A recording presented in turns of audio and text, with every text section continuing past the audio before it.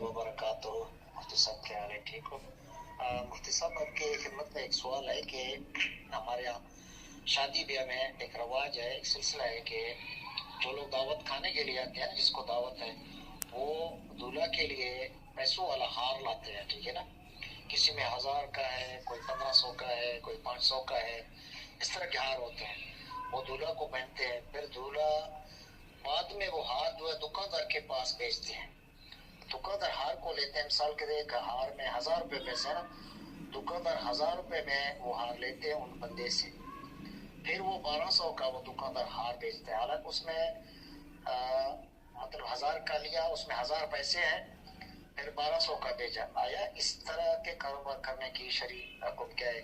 वैसे तो पैसे से पैसा कमाना ये तो शरीयत में नाजायज है, ये तो सूद में शुमार है, लेकिन ये खाली खुला पैसे नहीं है, ये हार में